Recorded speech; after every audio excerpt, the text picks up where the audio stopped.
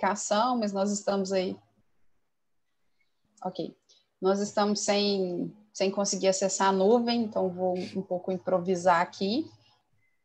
Bom, queria começar cumprimentando todo mundo que está assistindo e, claro, agradecendo as pessoas que estão fazendo essa banca possível. Muito obrigada, Guiar, pela assistência, muito obrigada, Israel, muito obrigada, Silvana, que também está aqui nos auxiliando. E, claro, muito obrigada aos membros da banca, Mayra Couvre e Karina Meira. São nomes que a gente pensou com muito carinho para contribuir para esse trabalho, que a gente já vinha falando sobre vocês, enfim, como possíveis colaboradoras para a gente avançar nesse trabalho já há bastante tempo. Bom, o título do projeto que a Kelly vai apresentar para a gente hoje é Feminicídio contra a Mulher Potiguar, uma análise de 2011 a 2019. Kelly, você terá entre 20 e 30 minutos para fazer a sua apresentação. Depois da apresentação, eu vou passar a palavra para a Mayra, que é a nossa professora, que é membro externo do programa. Mayra faz, então, a arguição, as perguntas, comentários, sugestões. E aí você pode escolher se você vai responder em seguida cada pergunta, ou se você quer responder tudo de uma vez. Em seguida, nós passamos, então, a palavra para a professora Karina, mesmo procedimento, né? Ela faz a arguição, as perguntas e sugestões. E, bom, é isso, Kelly. Boa apresentação para você. Estamos ansiosos por ouvi-la. Obrigada. Deixa eu abrir.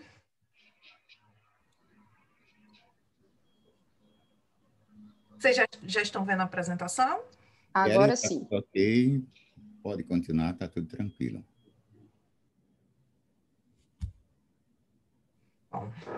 Bom dia, eu queria começar agradecendo a banca, as professoras Karina e Maíra. Maíra, desculpa, eu sei que esse final de ano é complicado para todo mundo, para professor mais ainda. Quero agradecer ao Aguiar e a Israel pelo suporte técnico. Eu sei que a demanda está grande esse final de ano e mais nesse formato. A minha família, os meus amigos que vieram assistir, se não estão aí, eu vou abrigar depois. E eu quero agradecer essa minha orientadora maravilhosa pela paciência, pelas contribuições e por sempre considerar as minhas limitações. O tema, como ela já disse, é sobre feminicídio.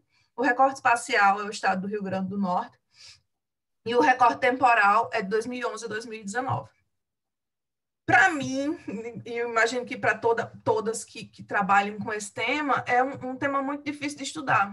Além disso, eu tenho 3 filhas, e por isso eu paro, eu penso, eu respiro, mas eu continuo, porque eu sei que cada vez que a gente fala sobre o assunto, que a gente estuda sobre isso, é uma maneira de combater a violência. É como disse a escritora Audre Lorde, né? Não serei livre enquanto alguma mulher for prisioneira, mesmo que as correntes delas sejam diferentes das minhas.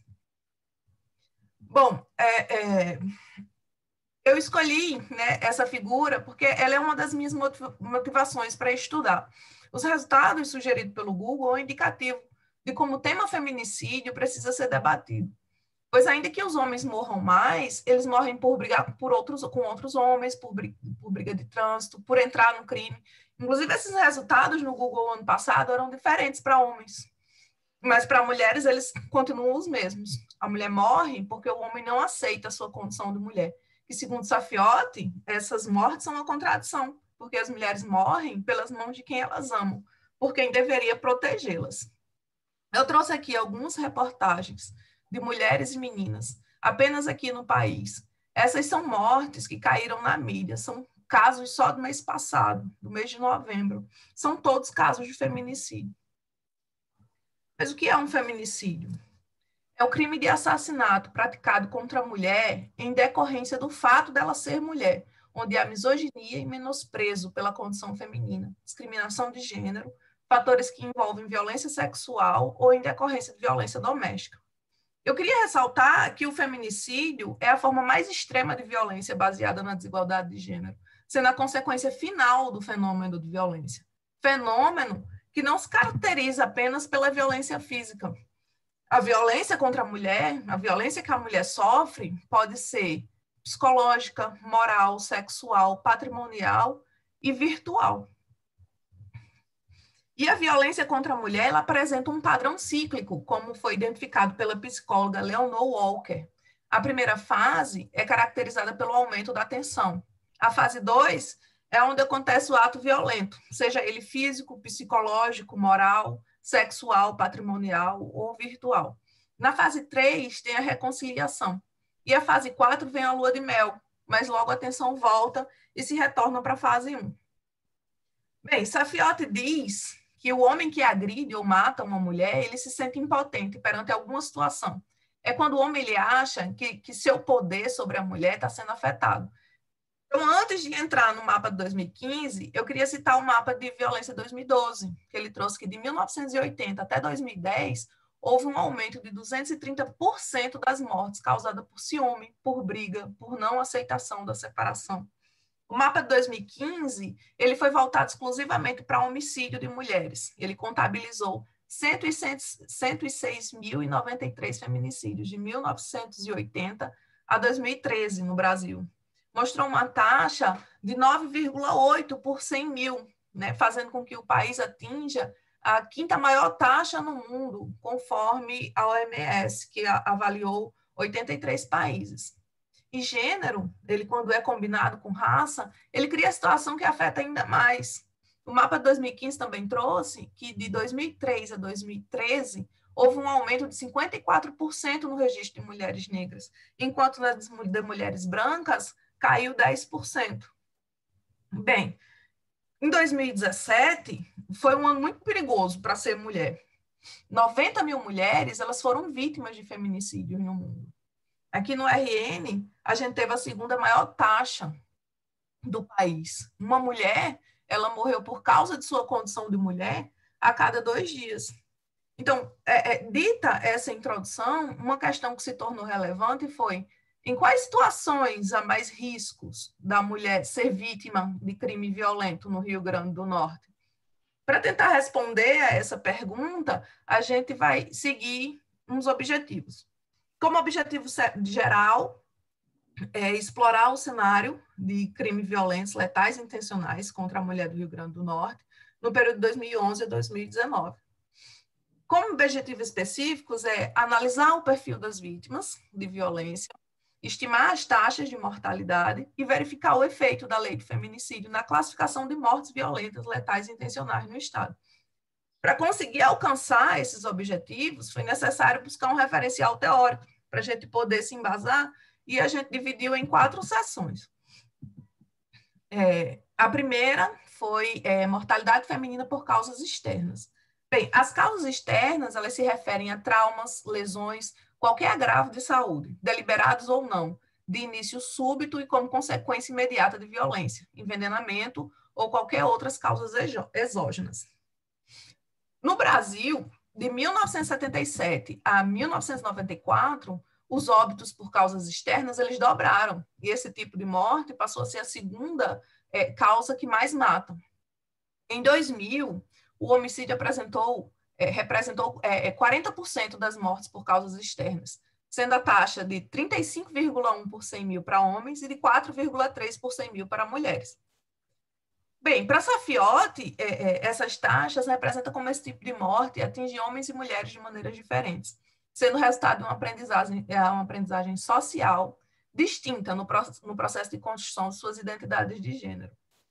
A violência doméstica, ela não impacta somente a vítima direta da agressão, mas também os demais membros que constituem esse microssistema. Portanto, a existência ou não de um apoio familiar e social às vítimas são aspectos que podem ou não favorecer a perpetuação desse tipo de conduta. Bem, o termo feminicídio, ele foi usado, né, pela primeira vez por Diana Russell, em um depoimento no Tribunal Internacional sobre Crimes Violentos contra as Mulheres, em 1976.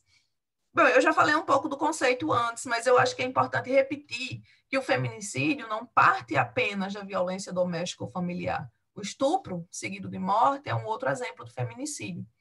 Há autores que acrescentam as mortes que envolvem mortes por aborto ou por suicídios motivados por esse tipo de violência, e há também uma discussão voltada sobre morte causada por violência obstétrica. O conceito de feminicídio ele é muito amplo, o que pode impedir que as autoridades caracterizem o crime como feminicídio. Mas, assim, não deveria restar dúvidas quando há relação familiar, relação de poder, violência sexual, violência pregressa, ações que aumentem o sofrimento da vítima, exibição do corpo, sequestro ou quando é na frente dos filhos. Bem, o feminicídio e o homicídio, eles têm motivações diferentes.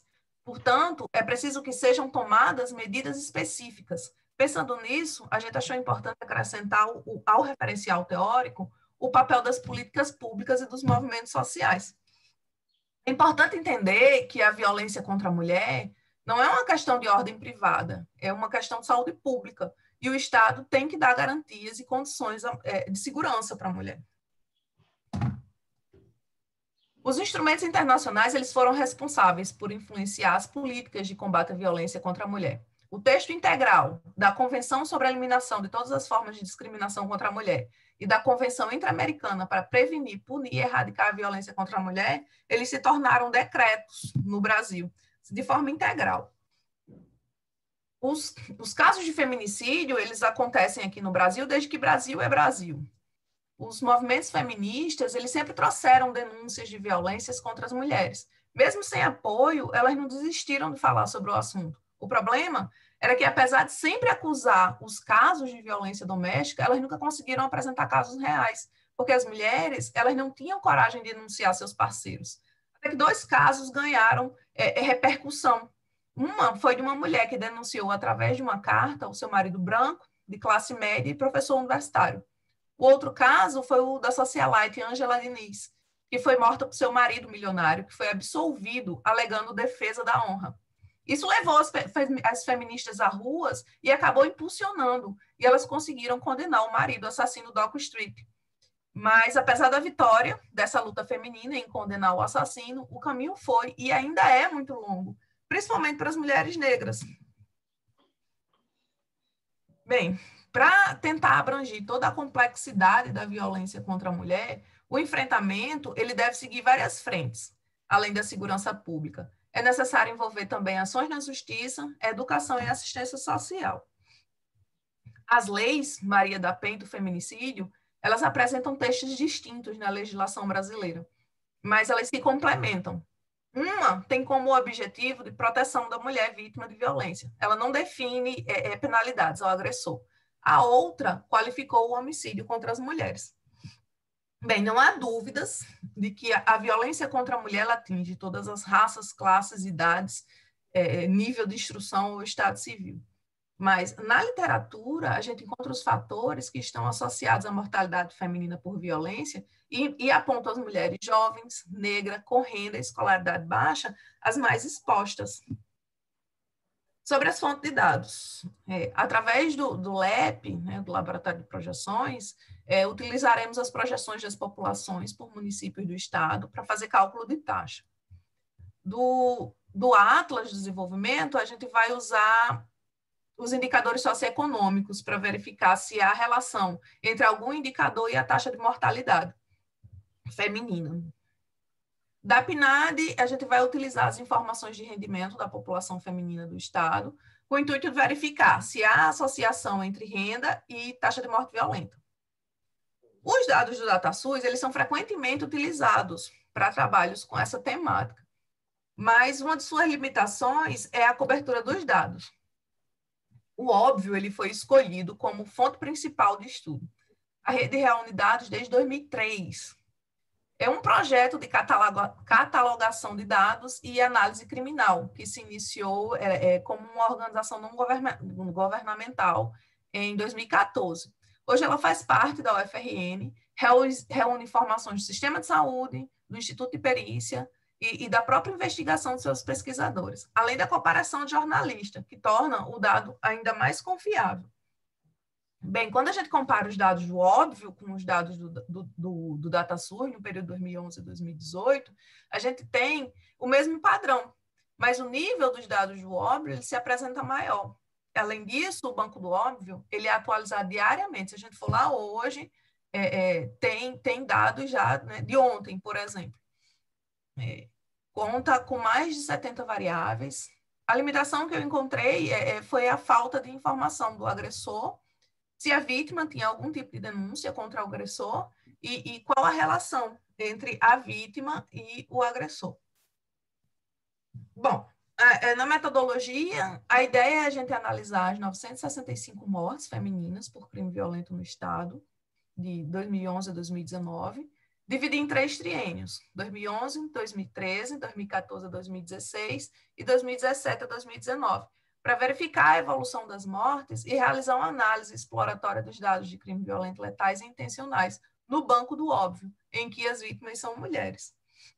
Então, calcular as taxas desse tipo de morte nos municípios, fazer uma padronização das taxas para efeito de comparação das taxas do RN em relação às demais UFs, realizar um teste quadrado para verificar a associação entre a distribuição de renda das mulheres do Estado e a taxa de morte feminina por crime violento, e verificar se há relação, alguma associação entre indicadores socioeconômicos dos municípios e as taxas de mortalidade. Bem, seguindo os objetivos do trabalho, a gente iniciou com alguns resultados sobre o perfil e mortes da vítima.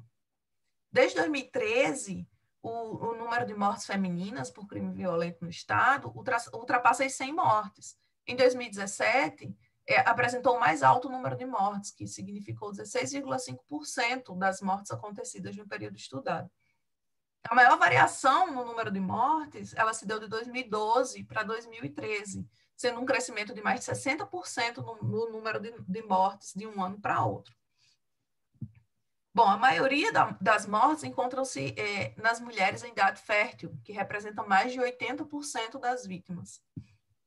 Quanto à escolaridade da vítima, 74,1% possuíam até o ensino fundamental. A maioria das vítimas são solteiras, mas é importante frisar aqui que o Estado Civil ele não mensura relacionamento, podendo a vítima ter um companheiro com acesso livre à sua casa. 76% das vítimas são negras. Um dado importante que precisa ser falado aqui é que 43,6% da população feminina do Estado é de mulheres brancas, que está de acordo com o que está na literatura, em que as mulheres negras são as mais expostas a esse tipo de crime. Bem, sobre a renda das vítimas, as vítimas sem renda representam 46%. Mas quando a gente verifica as vítimas que ganham até 2 salários mínimos, que ganhavam até 2 salários mínimos, isso chega a totalizar 91%. Bom, quando a gente contrasta o município de ocorrência da vítima com o município de nascimento, a maioria das mulheres não morreu em sua cidade natal. Meneghel e colegas citaram que mulheres migrantes estão em situação de elevada vulnerabilidade. Isso faz com que aumente o risco dela ser vítima de feminicídio. Bom, em relação ao meu empregado, a arma de fogo foi o principal instrumento utilizado. Mas quando a gente compara os meus empregados nas mortes masculinas e femininas, a porcentagem maior no uso de arma de fogo são nas vítimas masculinas. Bem, vale a pena a gente acrescentar aqui que o feminicídio ele envolve ódio, né? Tem mais desejo de fazer a vítima sofrer. Pode ser por isso que as mortes femininas apresentem maiores porcentagens quando o meu empregado é asfixia ou arma branca, né? Além disso, em outros tipos de morte, desses 7% aqui, 3% são por meio de objeto contundente. Bem, de acordo com o horário do crime, 32% deles acontecem em plena luz do dia. Quando a gente observa o lugar de morte,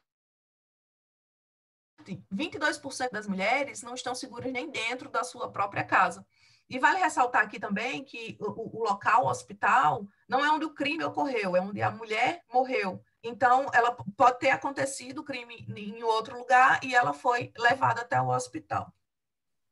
Bom, para dar continuidade aos objetivos específicos, essa parte dos resultados vai mostrar a taxa dos municípios por triênio, de 2011 a 2013, 2014 a 2016 e de 2017 a 2019. E a gente vai tentar mostrar a evolução dessas taxas e evidenciar o fenômeno crescente no Estado.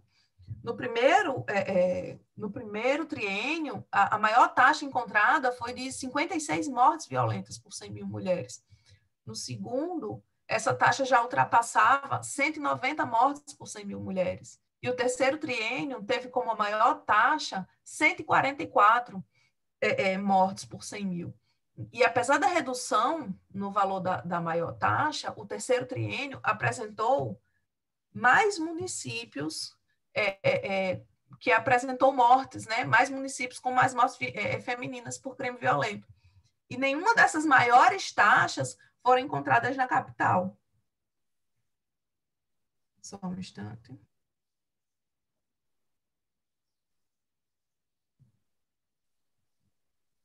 Bem, quando a gente considera a estrutura etária do Estado, as mulheres em idade fértil são realmente as mais atingidas. Mas as mortes por violência de mulheres de 80 anos e mais, ela ficou mais evidente quando a gente calcula a taxa. Bom, o último objetivo específico, ele busca verificar o efeito da lei do feminicídio na classificação de mortes violentas. De 2011 a 2019, 15% das mortes foram caracterizadas como feminicídio. Isso porque mesmo com a criação do termo lá em 76, se tornou lei aqui em 2015. Então, de 2011 a 2014, nenhum dos casos foi contabilizado como feminicídio. Então, quando a gente considera de 2015 a 2019, essas mortes representam 25%. Mas esse número ele não retrata a realidade, pois é possível encontrar dentro do banco de dados alguns crimes que têm inscrição. E é possível perceber que crimes considerados homicídio doloso, eles deveriam ter sido caracterizados como feminicídio. Então, considerando que a gente vive em uma sociedade com traços cultural e social de machismo, as mortes violentas de mulheres deveriam ser consideradas feminicídios.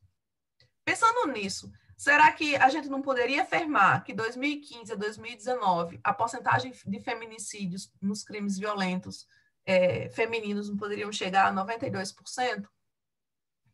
Bem, as considerações finais é que esse estudo pretende contribuir com o fornecimento de subsídios a políticas públicas, com ênfase nas ações preventivas territorialmente determinadas relacionadas à violência letal contra a mulher.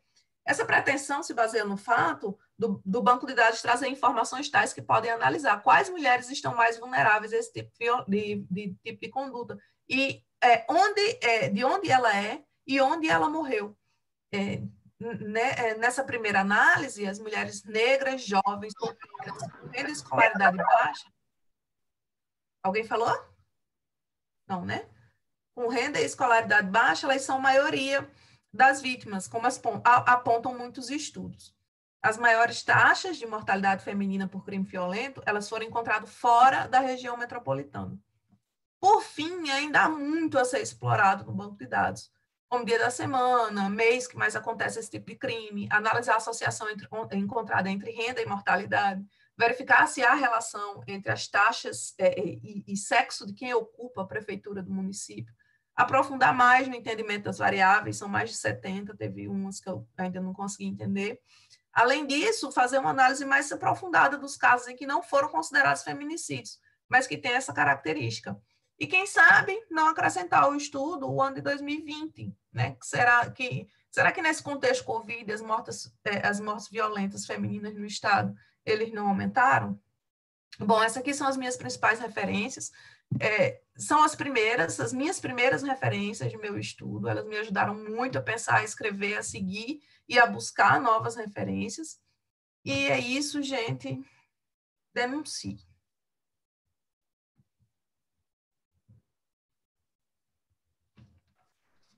Muito obrigada, Kelly, por essa apresentação. Vou passar, então, imediatamente a palavra para a professora Mayra Covre para fazer os comentários. Mayra, muito obrigada novamente. A voz é sua. Só como informação, nós já estamos no ar no YouTube, ok? O YouTube voltou. Obrigada. Bom dia a todas e todos. Eu quero agradecer o convite, né? Jordana é uma pessoa que eu conheci chegando no Brasil, quando eu estava voltando do meu doutoramento, assim, a gente teve uma simpatia mútua, né, Jordana, lá em Lima. Então, é um prazer estar nessa banca, né, tentando contribuir para o trabalho da Kelly, que é um trabalho que tem uma estrutura muito interessante. Então, eu gostaria de agradecer a Jordana e a Kelly pelo convite, né, ao suporte de TI da UFRN, que está aqui ajudando a gente também, a Karina, por estar dividindo esse espaço, Karina também que tem feito um trabalho super interessante na área das violências contra a mulher.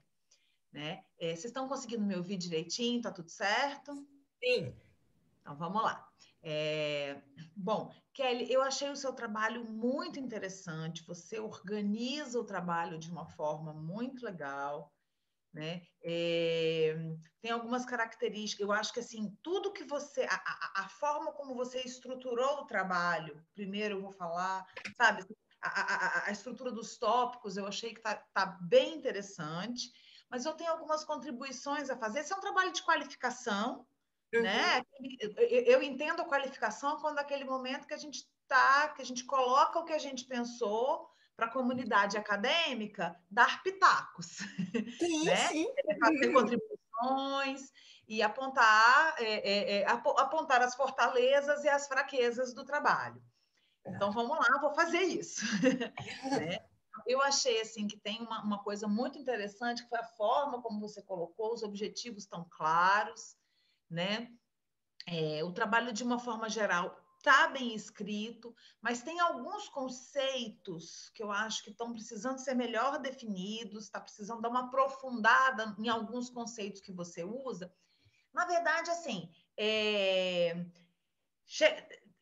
tem alguns conceitos que a minha sugestão é ou aprofunda ou, de repente, tira, porque às vezes não contribui lá na frente. Né? Eu acho importante, assim, a dissertação de mestrado, ela, assim como a tese, mas mais que a tese, ainda ela é um relatório de pesquisa. Então, assim, os conceitos que eu uso na minha pesquisa, eles precisam estar muito bem discutidos, muito bem aprofundados. E aí, os que eu não uso, eu preciso ver se elas vão me ajudar de alguma forma na hora que eu vou interpretar meus resultados lá na frente, enfim. Né? Então, tem alguns conceitos, por exemplo, quando você fala, e você falou na sua apresentação, que o conceito de feminicídio é da Russell. O feminicídio não é da Russell. Existe uma disputa por esse conceito. A Russell fala de femicide, que é o femicídio. E esses dois conceitos, muitas pessoas usam como sendo sinônimos, mas eles não são. Eles não são tratados como sinônimos pelas autoras dos conceitos, tá? E aí, assim, eu não vejo grande diferença, assim, essa é a minha percepção. Mas já que a gente vai fazer do histórico e existe uma disputa política pelo conceito, a gente precisa citar. Então, assim, a Russell, lá em 1976, ela fala de femicide, que é o femicídio, né? Na América Latina, uma antropóloga chamada Marcela Lagarde, uma mexicana, ela, não vou saber te dizer em que ano que isso aconteceu, mas ela pede para Russell a autorização para usar feminicídio na América Latina, porque diz que na América Latina o assassinato de mulheres em decorrência do gênero, ela tem uma participação do Estado por negligência. Né? E aí, neste momento, a Russell autoriza e as duas começam a usar os dois conceitos como sendo relativamente diferentes. E de uns tempos para cá, a Russell tem militado para manter só o femicídio e não o feminicídio.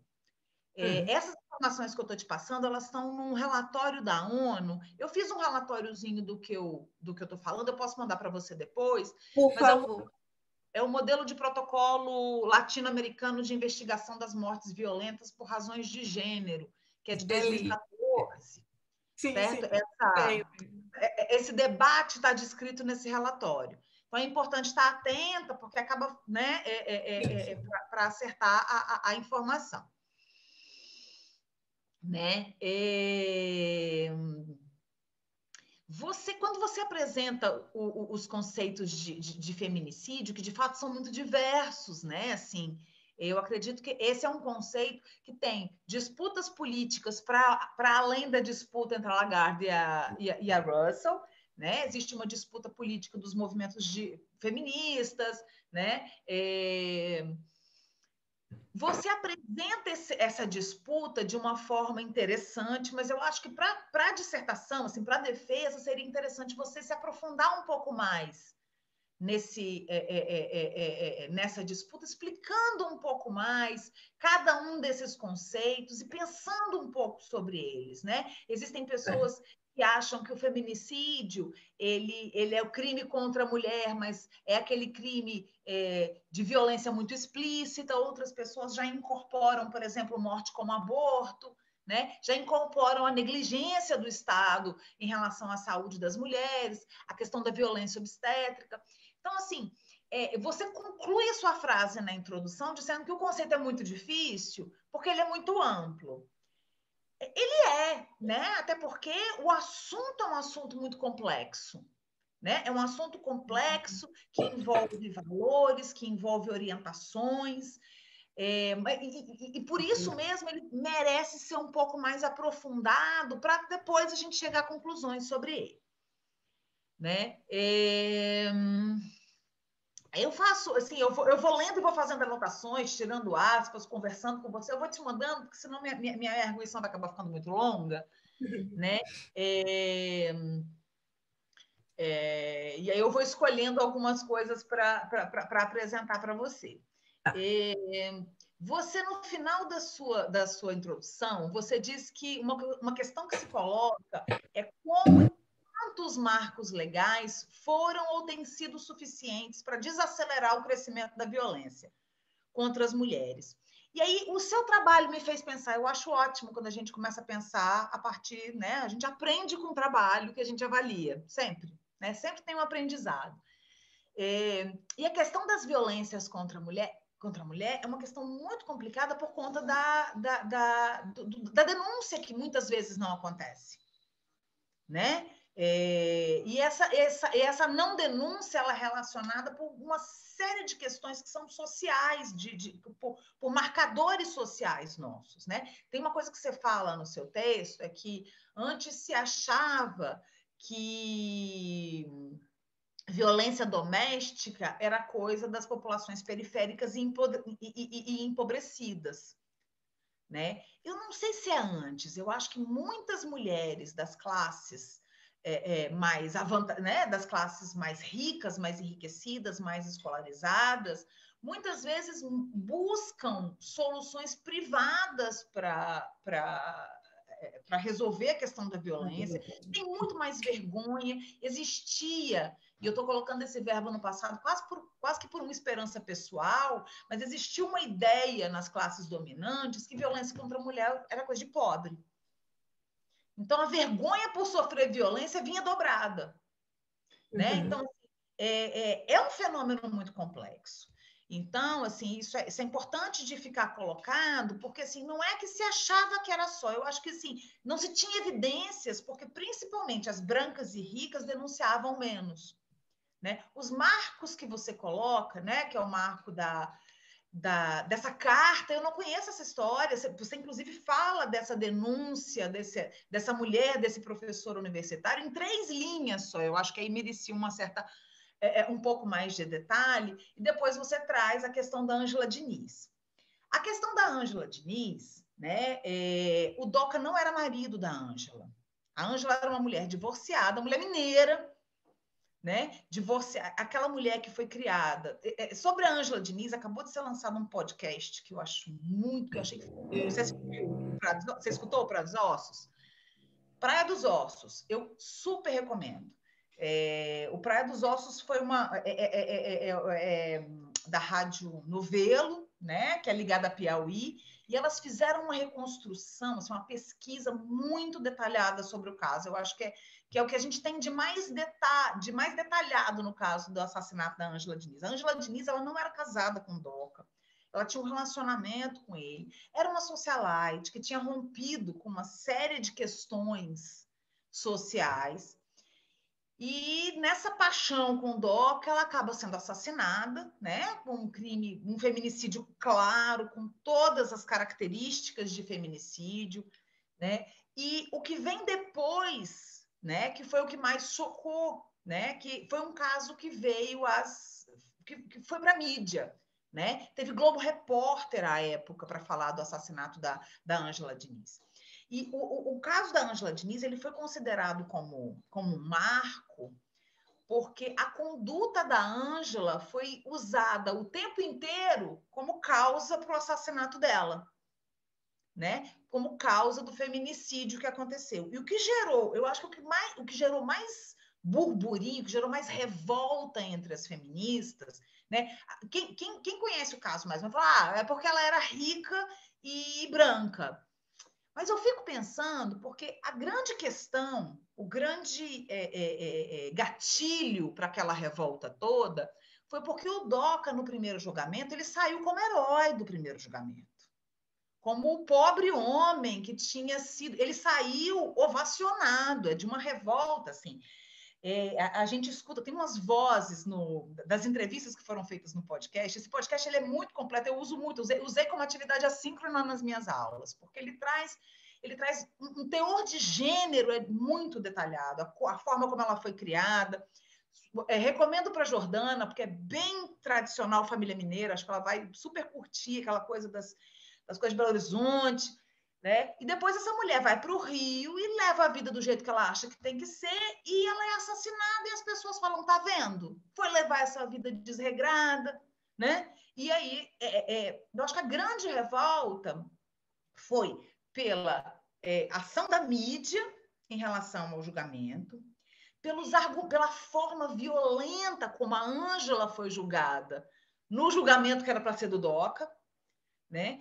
E pelo resultado, assim, logo no começo, no primeiro episódio do Praia dos Ossos, tem uma fala da Ildete Mello, que ela fala, aquilo para nós parecia que eles estavam nos colocando nos nossos lugares, né? Ela fala de uma forma, e de fato, eu acho que foi essa a sinalização. E existe uma série de questões assim do momento, essas mulheres feministas estavam acabando de chegar do exílio da ditadura. Então, assim, a história do movimento feminista brasileiro, ele se confunde muito com a história da ditadura, porque enquanto o movimento feminista ganhava corpo no mundo, aqui as pessoas falavam, não, espera, porque a nossa questão aqui é a ditadura, a gente não pode dividir o movimento.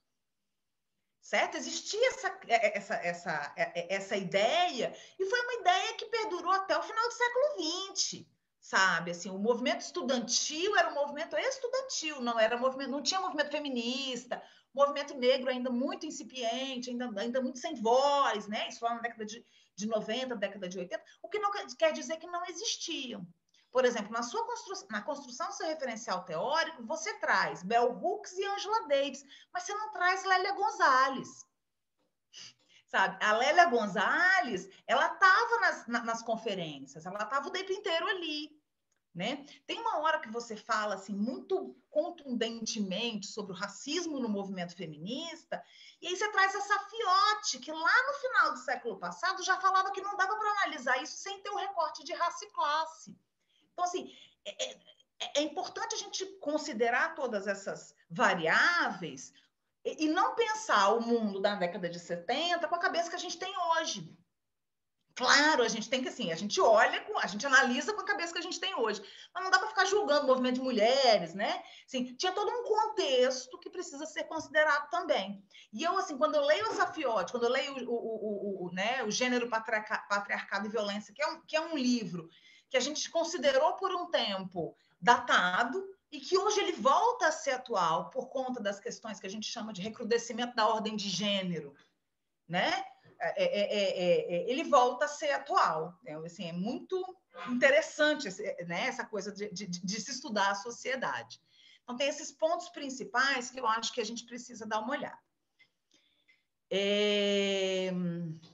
O efeito da lei do feminicídio, eu acho que você consegue capturar uma parte, eu acho muito legal, lá no seu objetivo específico, porque o feminicídio ele é diferente. E eu acho que uma coisa que você pode deixar claro no seu texto, Porque a gente fala muito, esse negócio de analisar dados de violência contra a mulher e falar que está crescendo, a gente não pode falar isso, porque tem a questão da não denúncia.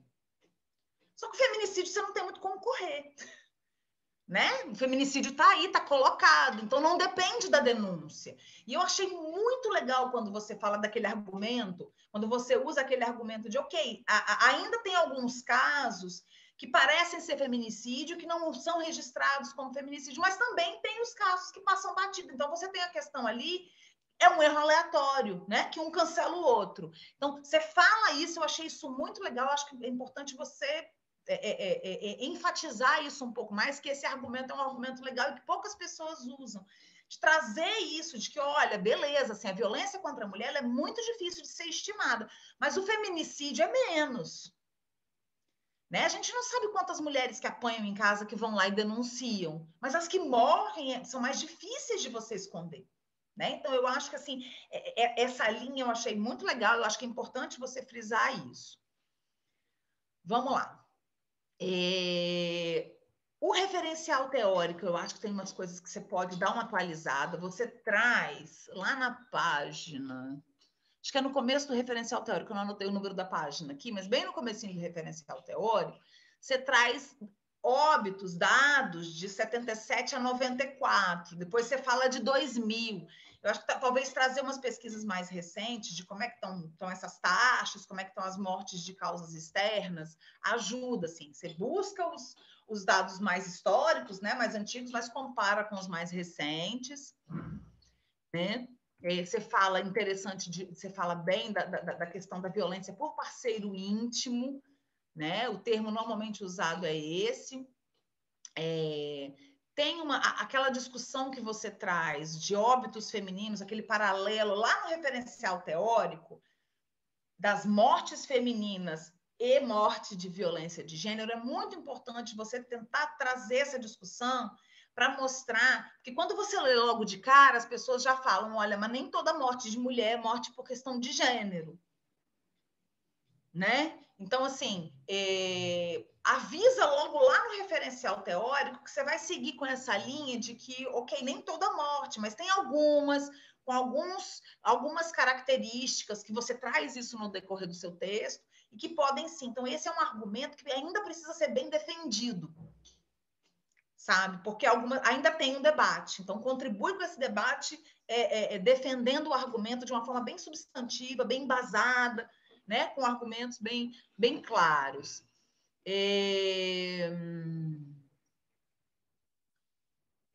Bom, vamos lá. Ok, peraí. Então, você usa... tem uma questão que eu fiquei assim, pensando, que as informações sobre o movimento feminista você usa com base em um livro sobre o movimento feminista, né? Que é o da Melinha Telles. Né? Isso, Telles, a Ana Amélia Telles, a Melinha, a gente chama ela de Amelinha, que é bem interessante, mas que, assim, são percepções de mulheres que estavam vivendo esse momento. Então, eu sugiro mais 2 livros para você ler e comparar essas percepções. O livro da Célie Pinto, que também foi escrito no final do século passado, mas que é um livro bem interessante, que é uma história do feminismo no Brasil. E a Célie Pinto, ela teve uma preocupação de mostrar que assim, o início do feminismo no Brasil aconteceu para além de Berta Lutz. Ela traz vozes feministas que a gente não conhece tanto, vozes mais populares, vozes menos escolarizadas, mas que também participaram desse movimento. E que muitas vezes a gente fica achando que não, o início do feminismo é Berta Lutz e segue para depois de Berta Lutz. Mas não, a gente tem outros nomes. Então, o livro da Célie Pinto é bem legal. E teve aquela série que a Heloísa Buarque de Holanda lançou ano passado, que aí tem, inclusive, texto da Melinha, da Telles. Nele, tem texto da Lourdes Bandeira, que é uma pessoa que pesquisa violência há muito tempo, então tem uma visão mais, né, que pesquisa isso. Eu senti falta de Jaqueline Pitangui no seu texto, que é uma das vozes fortíssimas do movimento feminista e que tiveram como pauta a violência contra as mulheres lá no começo. Jaqueline teve no lobby no IBGE na década de 80, que foi na década de 80, essa informação também, eu acho que talvez, como a sua perspectiva parte da demografia, talvez essa informação para você seja interessante. Que foi não foi na década de 80, acho que foi em 1980, a PNAD lançou um suplemento que era sobre violência. E foi o lobby das mulheres feministas que conseguiu colocar nesse suplemento uma pergunta sobre onde o crime acontece. Onde a violência aconteceu. E aí foi nesse momento, em 1980, que conseguiu se denominar, que aqui no Brasil consegue se denominar a violência contra a mulher, porque antes, então, era tudo violência. E o conceito de violência contra a mulher é muito diferente do conceito de violência geral, né? Que aí, esse resultado dessa PNAD lá de 1980 mostra que a casa para a mulher é um lugar perigoso, né? Que a maioria das violências sofridas pelos homens acontecia na rua.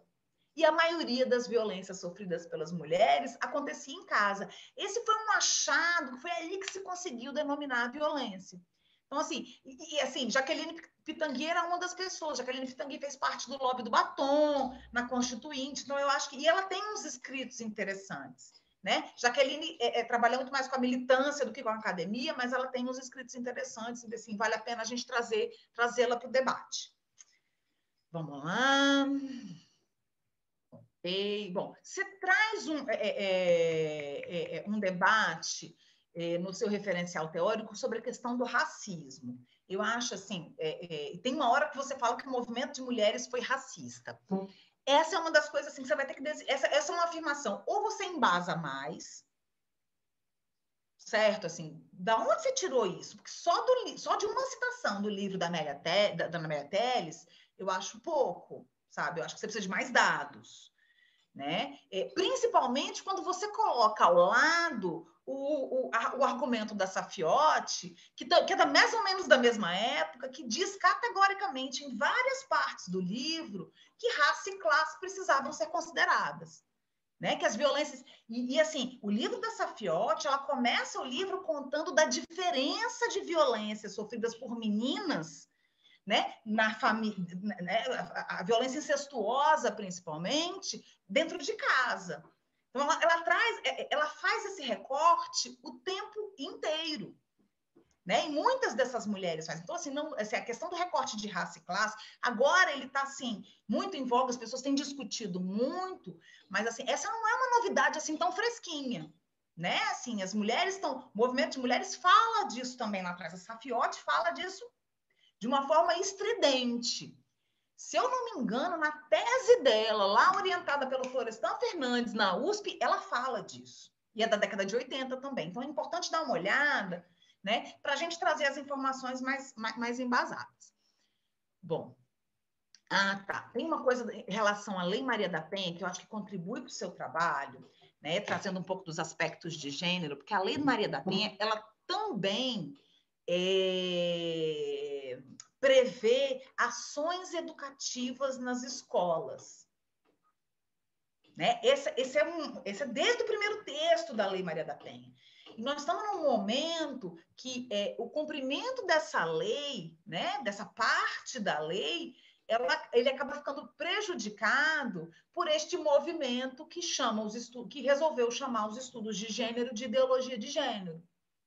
E blindar as escolas contra esse que seria um problema. Na verdade, a gente blinda as meninas do conceito de violência, do que são violências, né? Educação sexual, sobre violência de gênero. Se você não pode tratar disso na escola, você limita isso à casa, que a gente já sabe desde a década de 80 e antes, que é um lugar perigoso para mulheres e meninas.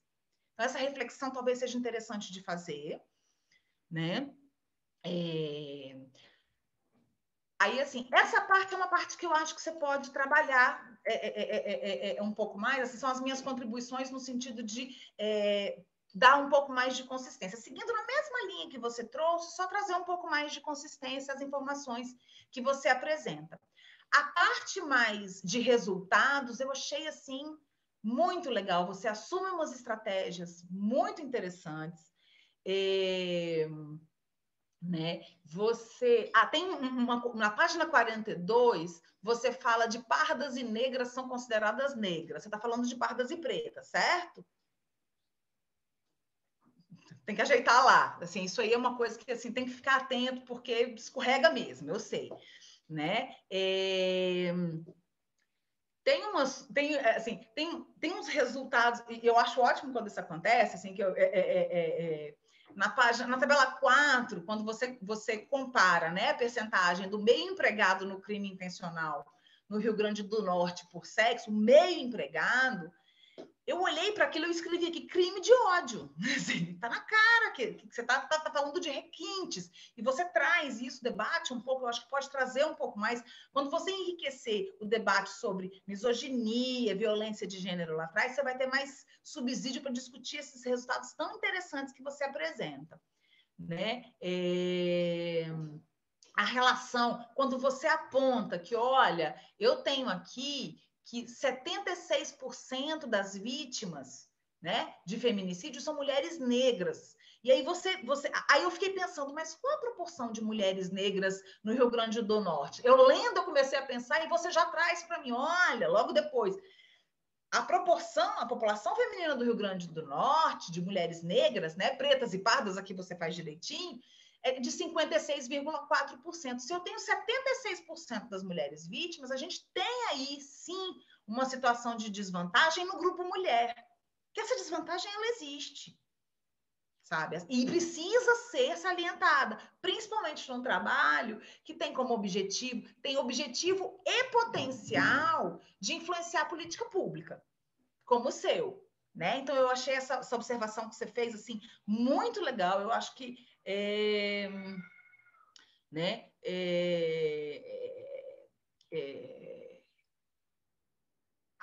eu fiquei muito curiosa para ler as conclusões do seu trabalho depois, né? Qualificação a gente não precisa apresentar. Eu acho que para qualificação você apresentou material mais que suficiente, né? Não está 100%, não está perfeito, assim, não está pronto para defender, até porque não é defesa, é qualificação, é isso mesmo, né? Mas eu fiquei muito animada com as conclusões que você começa a tirar desses resultados que você trouxe, assim, né? Você fez uma palhinha de conclusões com os resultados que você apresenta, que eu achei muito interessantes. Então, assim, fechando a minha arguição, e não é uma arguição, são contribuições, assim, que você puder comentar, não tem uma pergunta para te fazer, assim, nesse momento, mas eu entendo que o seu trabalho é necessário, importante e necessário, pertinente, importante e necessário. Eu acho que é um trabalho que precisa ser realizado. Fiquei curiosa para ver isso a nível nacional, inclusive, de repente, uma dica para o doutorado, né? Para expandir esses dados. É uma trabalheira monstra, porque assim, o que se tem no óbvio não se tem para outros lugares, né? Então, você tem uma base de dados privilegiada aí. Então, assim, pensar nisso para um doutorado seria bem interessante, tentar expandir esses dados, essas análises, né? Verificando as diferenças entre os estados, entre as regiões e os estados brasileiros. Eu acho que você tem um super trabalho, né? Que acertando essas, né? A argumentação, né, que você traz, assim, não é nem acertando, é aprofundando. Eu acho que a palavra mais adequada é aprofundando um pouco mais da argumentação, né, do contexto social, da discussão que já existe. Eu acho que você tem um super trabalho para apresentar, então você e seus orientadores estão de parabéns. Tá? Acho que é isso, acho que eu terminei a minha fala aqui. Acho que... Desculpa se eu me estendi demais. Eu falo meio muito. Obrigada, Mayra. Kelly, pode passar. Eu acho melhor a gente responder primeiro Mayra e depois Karina, pode ser? Bem, eu só tenho a agradecer. Com certeza eu vou acatar todas as contribuições que você está dando aqui. Quero pedir desculpa a Jordana, porque ela falou para mim de pardas e negras e pardas e pretas mais de uma vez. Eu tentei corrigir, eu acho que passou por cima. Sobre a estrutura também, Jordana sentou comigo, olha, vamos lá, porque eu mandei um texto enorme para ela e ela disse, olha, vamos arrumar isso aqui, você pode começar assim, fazer assim, e assim, criou uma cara que eu não estava nem esperando que fosse ficar, né, que fosse dar um projeto bacana, e é isso, muito obrigada.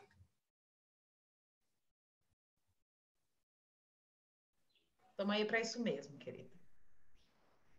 Obrigada, Mayra. Que privilégio é ter todos esses comentários gravados, né, gente? Assim, essa era... Nossa, quem dera eu tivesse nas minhas bancas os comentários gravados, assim, para além das anotações que a gente faz, poder rever essa discussão tão profunda, né, que Mayra está trazendo. Muito obrigada, Mayra, muito obrigada. Bom, então, se você está satisfeita com os comentários da Kelly, ok. Vou, então, passar a palavra para a professora Karina. Vocês me ouvem? Só está um pouquinho baixinho, acho que talvez se puder falar um pouco mais. Agora não, agora ficou ótimo. Ótimo. Bom dia, né, a Jordana, a Kelly, a Mayra, a todos que estão assistindo, né. Eu quero agradecer pela oportunidade, né, de poder ter lido o trabalho e também gostaria, né, como Mayra falou, né, a gente é um projeto de qualificação, a gente faz sugestões para melhorar, mas eu quero parabenizar a Jordana e a Kelly. Eu até escrevi aqui um texto para não me esquecer, porque a gente está vivendo, né, num momento tão excepcional. Eu quero parabenizar a Kelly e a Jordana pelo excelente trabalho, né? Sei que quando a gente estuda essa temática, por sermos mulheres, né, a gente é uma realidade muito dolorosa, que perpassa todas as nossas vidas, que é a violência de gênero.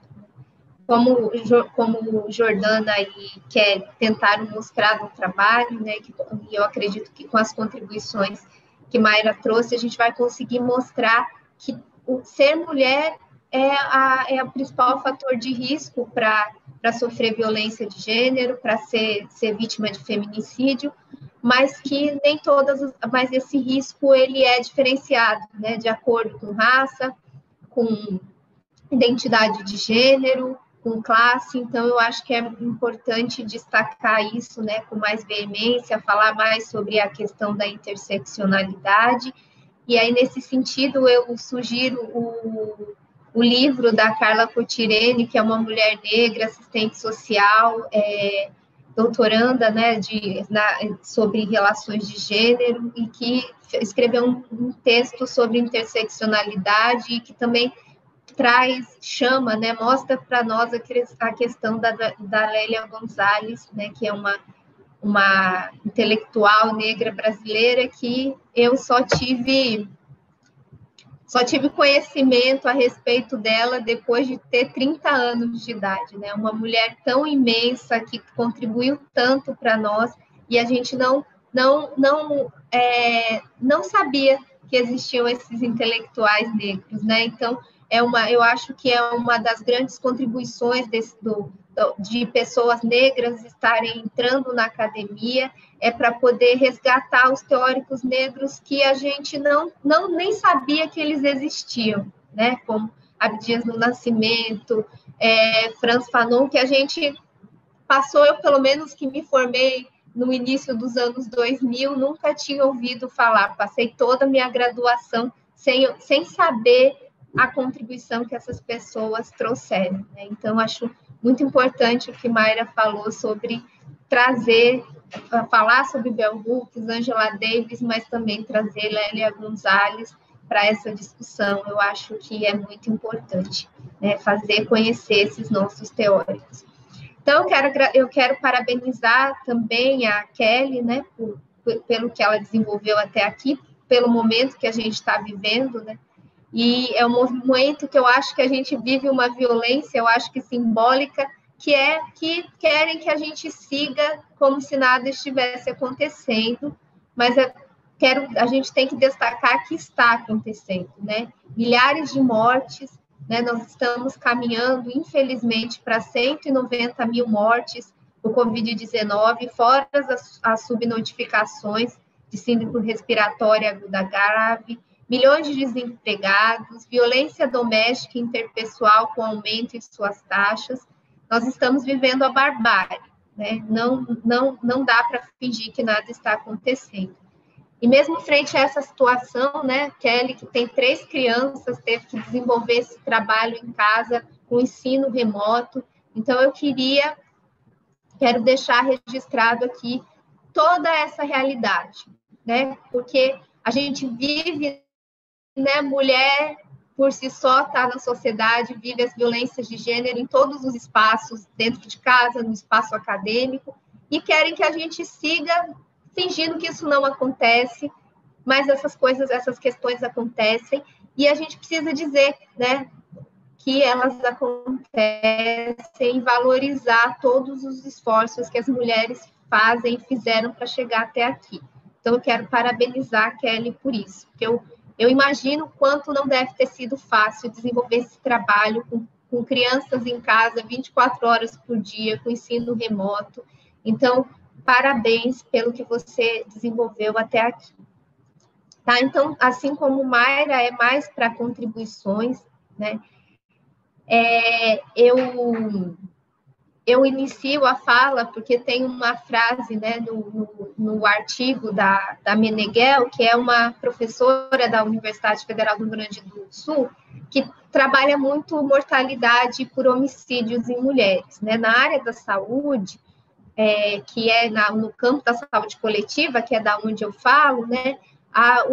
O estudo dos homicídios femininos, ele é mais recente, ele começa a ter esses estudos nos anos 2000, por conta da magnitude, né, quando a gente vai avaliar as taxas de mortalidade em relação às taxas dos homens, como a magnitude é muito menor, se dava menor importância a esses homicídios femininos, né? Então, a professora Estela Nazaré Meneghel, da Universidade Federal do Rio Grande do Sul, ela vai trazer ela faz um importante papel para mostrar a importância, né, e o quanto os homicídios femininos, eles são, apesar da magnitude menor do que os homens, o que eles representam, né? A violência de gênero é o óbito que acontece dentro de casa. Então, ela vai trazer, e num artigo até que você cita, que é Feminicídios, Conceitos, Tipos e Cenários, tem uma frase dela que me chama muita atenção e que eu gostaria, né, de trazer,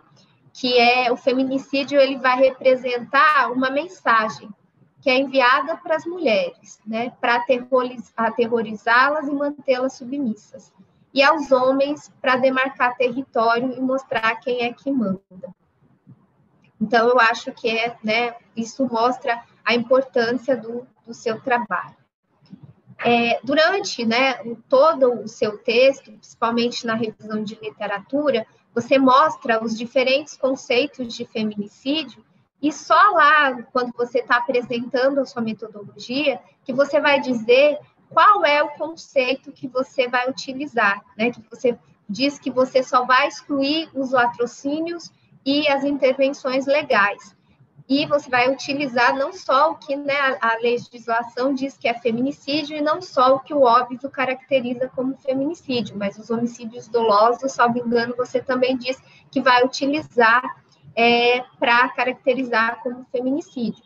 Então, eu sugiro que, desde a introdução, você destaque que, neste trabalho, você vai ter um outro olhar, você não vai só trabalhar com o conceito da legislação, você vai destacar, você vai ter um conceito de feminicídio, né, mais ampliado. Então, eu acho importante que, inclusive, né, é por isso que, como Mayra falou, que a autora, né, mexicana vai tratar feminicídio para colocar a questão de negligência do Estado, né, que são mortes que são preveníveis, que são evitáveis, e que o Estado, ele é negligente. Eu também sugiro que, na sua introdução, você discuta o conceito, você discuta a questão da interiorização e disseminação da violência, né? Por que isso? Porque nos anos 2000, na área, né, de violência, mortalidade, o que a gente percebe? Uma redução importante da mortalidade por homicídios nas regiões sul e sudeste, nas grandes metrópoles, e uma disseminação e interiorização dessa violência. E os estudos que têm mostrado, né, comparando mortalidade por homicídios masculinos e femininos, eles têm mostrado que aonde se aumenta, nas localidades que se aumenta a mortalidade por homicídio em homens, a gente também começa a ver esse aumento na mortalidade por homicídios femininos. Então, onde se tem violência estrutural, violência interpessoal, também a gente consegue visualizar o aumento dessa mortalidade nas mulheres, né? E tem até estudos, né, de autoras mexicanas que comprovam isso, que nas cidades do México, nas regiões onde o crime organizado se instala, onde a gente tem, né, a guerra ao tráfico, onde você consegue ver que realmente os homicídios femininos aumentam. E uma questão que a nossa lei do feminicídio não diz, mas tem os crimes por vingança, que, para acerto de contas, se matam mães, filhas, companheiras, para um acerto de conta com o seu companheiro. Então, essas autoras mexicanas, elas também colocam no seu conceito de feminicídio essas questões. E eu lembro que no seu trabalho, você diz que teve uma situação no Rio Grande do Norte que morreram e que foi caracterizado, salvo engano, como homicídio doloso, né? Morreram 5 mulheres da mesma família. E aí eu me lembrei desse estudo dessa autora mexicana discutindo essa questão dos homicídios femininos. Também tem um estudo da professora Meneghel, assim, a gente precisa de muito se preparar para ler, porque ela fez um estudo que ela esteve nas delegacias, numa pesquisa no Rio Grande do Sul, e ela traz para esse artigo a descrição dos óbitos, né, dos homicídios. E ela vai descrever como que aconteceu, ela faz como se fosse uma autópsia social, e ela descreve relatando como se deu esse óbito, né, por homicídio feminino. E tem várias situações que a mulher estava numa garupa de uma moto, então era para atingir o companheiro e acaba atingindo, crimes de vingança, né, por conta de acerto de dívidas com tráfico de drogas. Eu acho interessante, eu coloquei aqui na minha descrição. Então, essa é a minha sugestão. Outra questão que eu acho interessante é dizer, né, que quando a gente diz que o Brasil é o 5º país mais violento para as mulheres, destacar que quando se calcula essa taxa, a gente está lidando com os homicídios femininos no geral, sem discriminar se são feminicídios ou não. Por quê? Porque no mundo começou, né, porque poucos países têm um banco de dados que consegue dizer se esse homicídio aconteceu por violência de gênero ou não. Então, eles utilizam o homicídio feminino, você coloca isso na sua metodologia, que também é algo que Meneghel discute, de se utilizar os homicídios femininos como uma proxy para feminicídio, né? Porque a gente não tem como destacar se todos esses óbitos eles foram perpetrados por parceiros íntimos, se foi devido à violência sexual, mas como existe a subnotificação, a gente consegue controlar esse erro, né? Então, eu acho importante já na sua justificativa ou na introdução discutir isso, porque muitas referências que você utiliza para comparar taxas de homicídios femininos, elas não estão discriminando o que é feminicídio e o que não é. Estão sendo utilizados os homicídios femininos como um todo, né? Porque a gente, se está usando a base de dados do DataSUS, você não tem como discriminar, né? Porque só existe a codificação do que é agressão. Então, tudo que está lá naquela codificação, você só diz que é agressão, o meio de perpetração, e não tem nessa codificação da CID-10 se essa violência é devido a questões de violência de gênero ou não. Então, eu acho que é importante fazer esse destaque. Outra questão que eu acho importante na discussão ou no seu referencial teórico é destacar que são mortes que são evitáveis, né? Além de ser mortes associadas à violência de gênero, que tira das mulheres o direito à vida, né? Então, é uma situação grave de desrespeito aos direitos humanos, é uma situação evitável.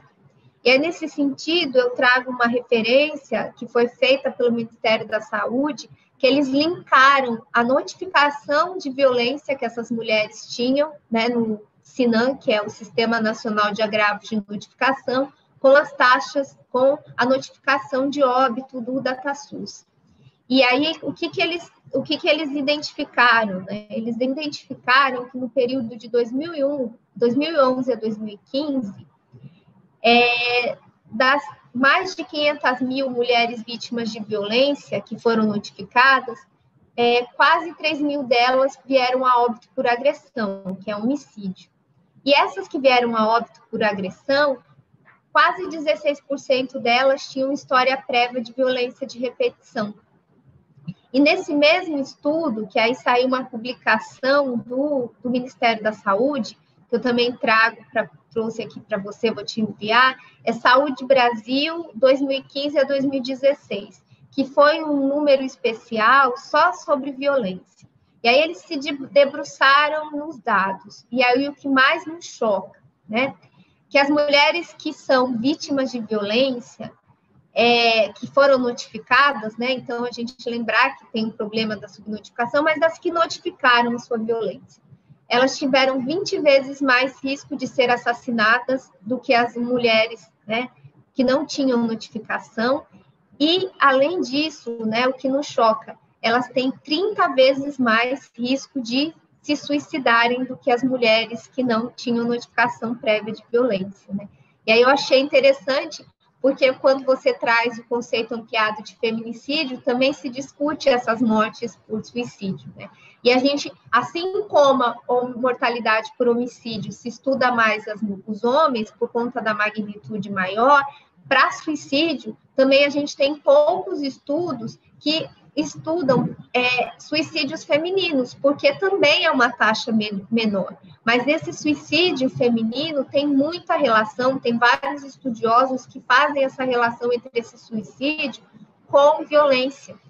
E as mulheres se matam menos do que os homens, mas elas tentam mais se matar do que os homens, né? E aí, quando vai fazer esse estudo para identificar o porquê dessas tentativas, tem muita relação com violência de gênero. Então, eu trouxe esse estudo, tá bem? Para falar. Quando no seu capítulo você fala o papel das políticas públicas, eu senti falta de você discutir a ineficiência dessas políticas. Elas foram um avanço, mas elas têm algumas ineficiências, né? O que os autores debatem a respeito disso? Se é falta de financiamento, se é despreparo dos servidores e serviços públicos que atendem essas mulheres, ou é tudo isso, né? Eu também, né, destaco que eu acho que é interessante você discutir, né, o porquê não ganha repercussão a morte de mulheres negras e pobres. Eu acho que é importante falar sobre ao nosso passado, né, colonial escravagista, necropolítica, por que os corpos negros, a morte de um corpo negro causa menos revolta e menos movimentação do que um corpo negro. E você fala, né, também nesse capítulo, sobre a Lei Maria da Penha, que sofreu modificação e que prevê a apreensão de armas de fogo registradas ou sob posse do agressor. E aí eu destaco que eu acho importante você discutir, que é uma informação que o Atlas da Violência 2020 traz, que até julho de 2020, a gente teve vários dispositivos que descaracterizam o nosso Estatuto do Desarmamento. Então, até julho de 2020, a gente foram exarados 11 decretos, uma lei e 15 portarias do Exército que descaracterizavam o Estatuto, né, do Desarmamento. E ter uma arma dentro de casa aumenta o risco dessa mulher sofrer violência doméstica e sofrer, né, e acontecer o feminicídio. Então, eu acho importante que isso seja destacado. Quando você vai falar sobre o perfil das vítimas e vai discutir, né, alguns estudos, eu acho importante falar mais sobre as debilidades do DataSUS, né? Porque na declaração de óbito, né, quem faz a declaração de óbito nos casos de violência é o médico legista, e muitas vezes mortes que são homicídios, elas são codificadas como evento cuja intenção é indeterminada. E eu também fiquei em dúvida se nos dados do óbvio que você diz lá na metodologia que eles são mais confiáveis, se existe algum filtro, né, se existe algum processo que essas mortes que estão sendo caracterizadas como evento cuja intenção é indeterminada, se elas passam a ser investigadas ou contabilizadas como homicídio, né? Então, é importante verificar se está acontecendo isso porque se isso acontece, vai explicar realmente o porquê daquele seu gráfico, né? Que mostra como existe uma diferença muito grande quando eu olho apenas os dados do DataSUS que são registrados como agressão e quando eu trabalho com os dados do óbito. Então, eu acho que é importante ver isso, porque até o estudo de Garcia de 2015, que você cita no seu trabalho, ela avaliou, né, o triênio de 2009 a 2011, e aí você vai dizer que a maioria dos óbitos, né, aconteceram em mulheres negras com baixa escolaridade, residentes nas regiões centro-oeste, nordeste e norte, são dados que são corrigidos. Então, quando você descrever isso, eu acho importante você destacar que esses dados, Garcia, né, a Leila Garcia, ela propõe um método de correção para tentar, né, minimizar esse erro esse problema na qualidade da informação das causas externas. Então, eu acho importante, como o Mayra disse, eu acho importante, você fala muito do mapa da violência de 2015, acho que, salvo engano, também falou de 2012, mas a gente tem uma referência mais recente, que é o Atlas, né, de mortalidade por violência de 2020. Então, ele faz uma análise até 2018. Então, acho importante falar sobre isso. Já falei, né, na completude dos dados, que você disse que o óbvio é melhor, tem maior qualidade. Então, explicar melhor por que é mais sério, por que o tratamento dos dados é mais completo, né, porque outras pessoas, elas que vão ler o trabalho, não têm essa informação. Outra questão, mais de metodologia, eu sugiro você rever com Jordana a questão do cálculo das taxas trienais, né? Porque as taxas muito elevadas podem estar sofrendo o efeito dessa questão. E também porque, se você perceber, as taxas maiores estão em municípios muito pequenos. Então, um óbito pode estar fazendo toda essa diferença. Então, como você está mapeando, tem uma técnica para tentar suavizar isso, né, que é o estimador Bayesiano empírico. Então, eu também sugiro isso. E também uma questão que eu acho interessante se vocês puderem, a gente fez isso em alguns TCCs, tentar avaliar essa morte por regiões de saúde, porque o Estado ele é dividido em 8 regiões de saúde, né? E quando a gente trabalha com as taxas por regiões de saúde, a gente consegue também Como aumenta, você está trabalhando nas regiões de saúde, tem mais municípios, a gente consegue, né, tentar suavizar um pouco esse problema dos pequenos números, né, na população. Então, população pequena, um óbito, 2, causa vai fazer uma taxa muito alta. Né? Porque uma taxa de 140 óbitos por 100.000 mulheres é uma taxa muito elevada para a mortalidade, para feminicídio ou homicídio feminino, né? São taxas, assim, superiores às taxas de homicídios masculinos. Então, eu acredito que deva ser o efeito da população ser pequena. Então, talvez o estimador bayesiano empírico consiga ajudar nessa correção. E quando a gente trabalhou com regiões de saúde, acontece o contrário, né? Porque Kelly, na apresentação, salvo engano, disse que as maiores taxas eram nas regiões, nos municípios mais no interior. Quando a gente trabalha com as regiões de saúde, as maiores taxas acontecem na região metropolitana, né? As maiores taxas estão em regiões como a região metropolitana, região de saúde de Mossoró, que são as regiões de saúde com uma população maior, né? Uma população feminina maior. Então, eu penso que é importante avaliar isso. Como você também, agora passando para as faixas etárias, eu acho interessante que você está trabalhando com mulheres de todas as faixas etárias. Discriminar, que acho que pelos dados do óbvio você consegue, existem diferenças do tipo de óbito por faixa etária, né? Porque a gente vê lá, tem óbito por violência de crianças, né? De 0 a 4 anos, é chocante, né? Então, para a gente, eu acho, para lançar à luz essas crianças, esses adolescentes que estão morrendo, essas adolescentes que estão morrendo por feminicídio, que tipo de óbito é esse? Eu acho que é interessante, eu fiquei me perguntando sobre isso. Acho importante. Outra questão que eu fiquei, uma sugestão, né?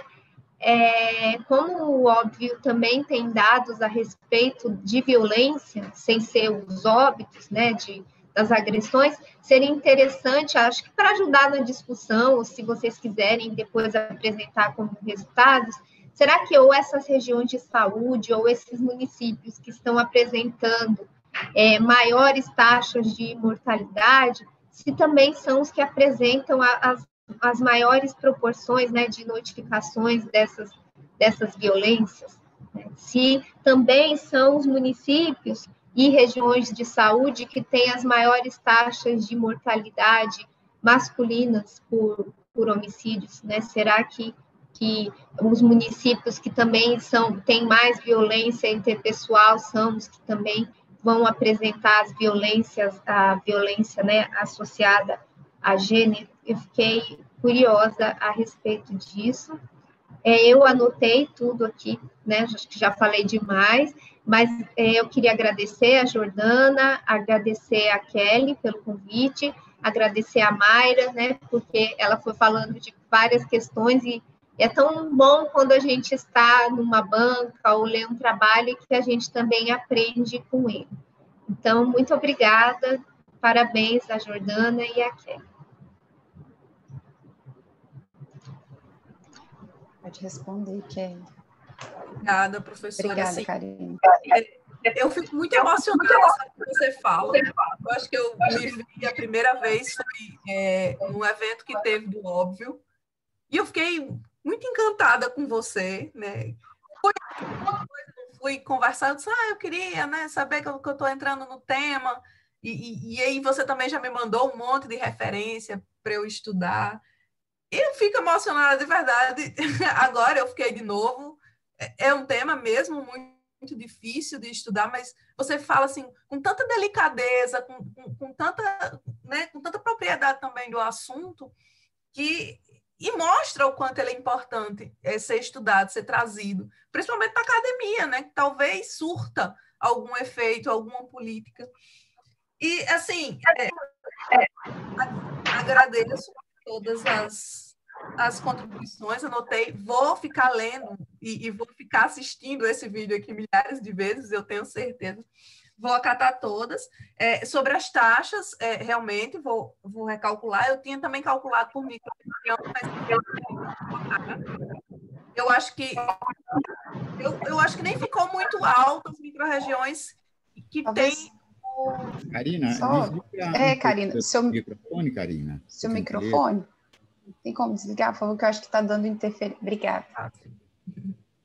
Sim, aí, então, sim, sobre os tipos de morte por faixa etária também, Jordana pediu, ela disse, olha, por mais que seja menor esse número, é importante que você traga, porque é realmente muito chocante.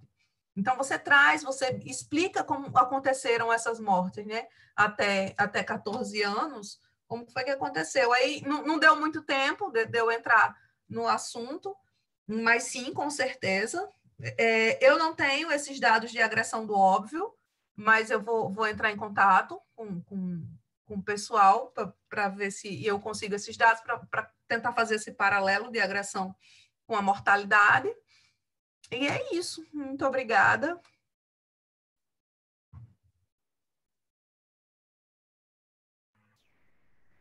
Karina, mais alguma pergunta, mais algum comentário? Não, é que ela falou que a gente fala com delicadeza, mas só por dentro como a gente se sente já ter que destacar sobre isso, né?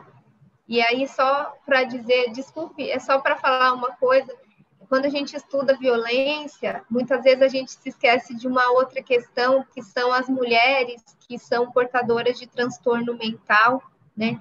E que o Estado brasileiro, a sociedade, por muito tempo, utilizou o manicômio como local de perpetrar violência contra essas mulheres. E a gente teve um processo de reforma psiquiátrica que está correndo sério risco. Então, eu peço a todos vocês que estão assistindo, as participantes aqui, para a gente se somar à luta contra o desmonte da reforma psiquiátrica, porque a volta do manicômio e muitas mulheres, né, que vão ser consideradas com comportamento desviante, vão voltar para o manicômio, né? Então, a gente não pode se esquecer também dessas mulheres que muitas vezes também não tem a sua voz respeitada por ser portadora de transtorno mental. E mulheres que sofrem violência são as que mais tentam suicídio, e vai ser mais uma forma dos seus parceiros a violentarem, que é colocá-las no manicômio. Então, desculpe, eu não poderia sair daqui sem falar sobre isso.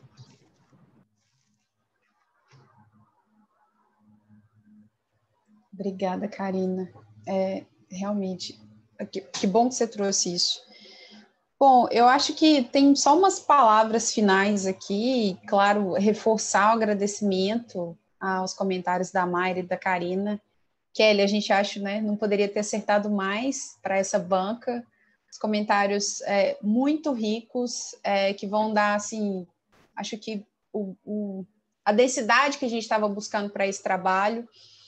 Eu confesso que eu jamais escolheria esse tema. Eu acho muito difícil trabalhar com violência e sempre admirei mulheres que encaravam o tema, porque eu achava que eu não dava conta, assim, eu sempre me desviei de tratar desse assunto.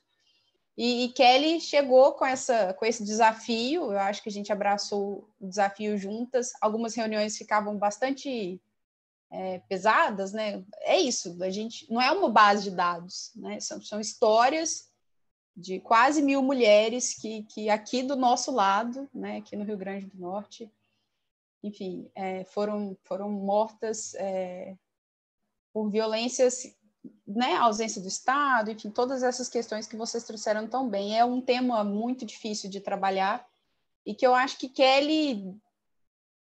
Eu acho que é isso, eu acho que teria que ser a Kelly para fazer esse trabalho. A gente reconhece, né, Kelly, que a gente falou muito sobre isso também, que a gente não fez nenhuma investigação, por exemplo, de, enfim, travestis, transexuais. A gente ficou aqui com esse recorte, né, de mulheres cis, mas isso também tem que fazer parte dessa agenda, dessa discussão. O Rio Grande do Norte, a gente tem casos também muito tristes com relação a isso. E eu acho que o que a Kelly, e eu fico feliz que vocês notaram isso no trabalho, a Kelly mostrou como isso é, sim, um assunto da demografia.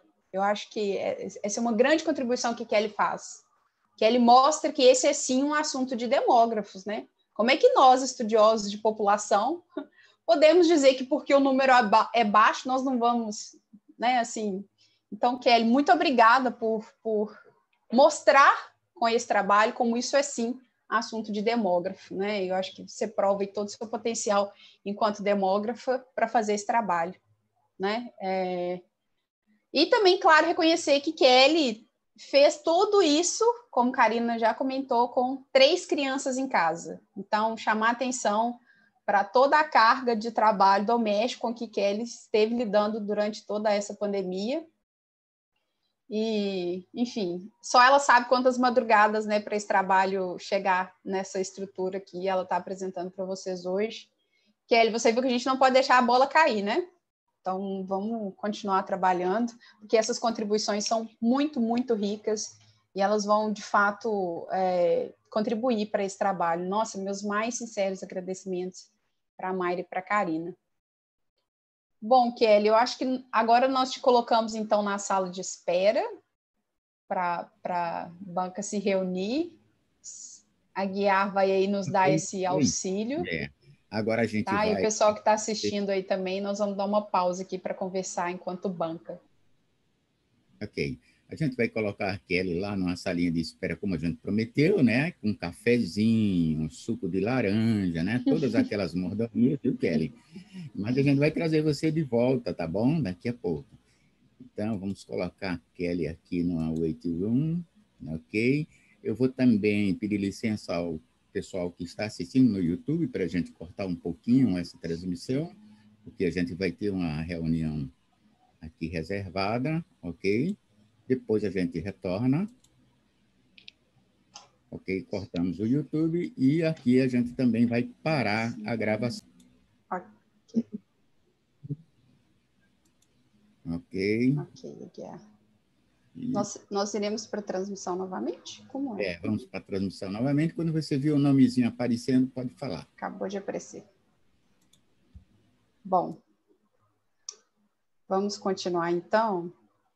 Kelly, a banca se reuniu e eu vou então proceder à leitura da ata do seu exame de qualificação. Então, no dia 14 de dezembro de 2020, às 9 horas, através de videoconferência pelo PPGT e CCT UFRN, foi submetido ao exame de qualificação um projeto de dissertação da discente Kelly Cristina da Silva Matos, sobre o título Feminicídio contra a Mulher Potiguar, uma análise de 2011 a 2019. A banca examinadora foi presidida pela professora doutora Jordana Cristina de Jesus, orientadora, e contou com participação das professoras doutoras Karina Cardoso Meira e Mara Croves Sussai Soares, membro externo ao programa. O exame ocorreu em consonância com a portaria número 20/2020 da Pró-Reitoria de Pós-Graduação da UFRN, que, em face dos efeitos da pandemia da Covid-19 e do distanciamento social imperativo, autoriza as atividades dos programas de pós-graduação, desde que sem etapas presenciais, respeitando as demais normas vigentes. O exame teve a duração de 2 horas e 5 minutos e a comissão examinadora emitiu o seguinte parecer: o projeto foi considerado aprovado. Parabéns, Kelly. Se quiser abrir o microfone e as queridas professoras da banca também. Obrigada, professora querida, orientadora. Obrigada, a banca maravilhosa. Eu já estava aqui discutindo com meu marido o quanto foi bacana, o quanto eu vou estudar muito e eu estou muito doida nisso agora. Minha mãe já mandou estar chorando, e aí eu choro também. Obrigada. Parabéns, Kelly. Novamente, muito obrigada, Mayra, muito obrigada, Karina, muito obrigada, Silvana, que nos apoiou aqui para a realização da banca e também ao suporte técnico lá do CCT. Prazer. Obrigada, Silvana.